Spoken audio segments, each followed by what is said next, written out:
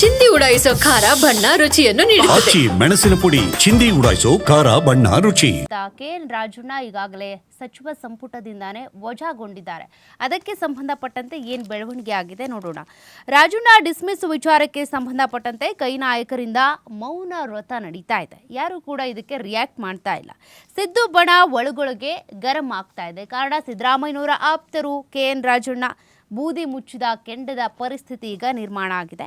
ಸಚಿವ ಸಂಪುಟದಿಂದ KN ರಾಜಣ್ಣ ವಜಾ ಮಾಡಿದ ನಂತರ ಕಾಂಗ್ರೆಸ್ನೊಳಗೆ ಪರಿಸ್ಥಿತಿ ಬೂದಿ ಮುಚ್ಚಿದ ಕೆಂಡನೇ ಆಗಿದೆ. ಯಾರೂ ರಿಯಾಕ್ಟ್ ಮಾಡ್ತಾ ಇಲ್ಲ, ಸೈಲೆಂಟ್ ಆಗಿರೋದಕ್ಕೂ ಕೂಡ ಆಗ್ತಾ ಇಲ್ಲ.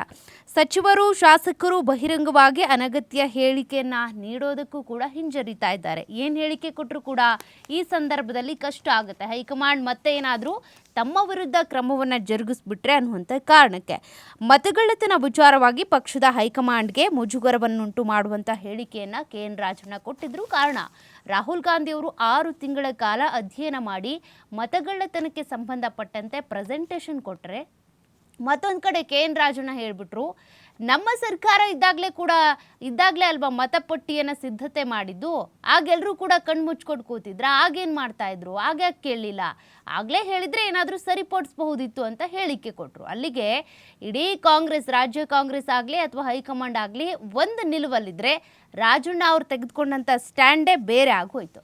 ಹಾಗಾಗಿ ಹೈಕಮಾಂಡ್ ಈ ಒಂದು ಶಿಸ್ತನ್ನು, ಪಕ್ಷದ ಶಿಸ್ತು ಉಲ್ಲಂಘನೆ ಮಾಡಿದ್ದಾರೆ ಅನ್ನುವಂಥ ಕಾರಣಕ್ಕೆ ಅವರನ್ನು ಸಚಿವ ಸಂಪುಟದಿಂದಾನೇ ಈಗಾಗಲೇ ವಜಾ ಮಾಡಿರೋದು. ರಾಜಣ್ಣ ಅಭಿಮಾನಿಗಳ ಆತ್ಮಹತ್ಯೆ ಪ್ರಯತ್ನ ಕೂಡ ನಡೆದು ಹೋಗಿದೆ. ಇದ್ರ ಮಧ್ಯದಲ್ಲಿ ಮಧುಗಿರಿಯಲ್ಲಿ ನಡೆದಿರುವಂಥದ್ದು. KN ರಾಜಣ್ಣ ಅವರನ್ನು ಸಚಿವ ಸ್ಥಾನದಿಂದ ವಜಾಗೊಳಿಸಿರೋದನ್ನು ಖಂಡಿಸಿ ಸ್ವಕ್ಷೇತ್ರ ಮಧುಗಿರಿಯಲ್ಲಿ ಮಂಗಳವಾರ ಬಂದ್ ಆಚರಿಸಲಾಯಿತು. ಆಗ ರಾಜಣ್ಣ ಅಭಿಮಾನಿಗಳು ಅಂಗಡಿ ಬಂದ್ ಮಾಡಿಸಿ ಪ್ರತಿಭಟನೆ ನಡೆಸಿದ್ರು. ಈ ವೇಳೆ ಅಭಿಮಾನಿಯೊಬ್ಬ ತನ್ನ ಮೈ ಮೇಲೆ ಪೆಟ್ರೋಲ್ ಸುರ್ಕೊಂಡು ಆತ್ಮಹತ್ಯೆಗೆ ಯತ್ನಿಸಿದರೆ ಮತ್ತೊಬ್ಬ ಅಭಿಮಾನಿ ವಿಷ ಸೇವಿಸಿ ಆತ್ಮಹತ್ಯೆಗೆ ಮುಂದಾದಂಥ ಘಟನೆ ಕೂಡ ನಡೆದಿದೆ. ಅಂದರೆ ರಾಜಣ್ಣ ಅಭಿಮಾನಿಗಳು ಈ ರೀತಿಯಾಗಿ ಪ್ರತಿಭಟನೆ ಮಾಡಿ ಸರ್ಕಾರದ ವಿರುದ್ಧ, ಹೈಕಮಾಂಡ್ ವಿರುದ್ಧ, ಕಾಂಗ್ರೆಸ್ ಹೈಕಮಾಂಡ್ ವಿರುದ್ಧ ಆಕ್ರೋಶವನ್ನು ವ್ಯಕ್ತಪಡಿಸೋದ್ರ ಮೂಲಕ ರಾಜಣ್ಣ ಅವರನ್ನು ಯಾಕೆ ವಜಾ ಮಾಡಿದ್ರಿ ಅಂತೇಳಿ ಪ್ರಶ್ನೆ ಮಾಡಿದ್ದಾರೆ.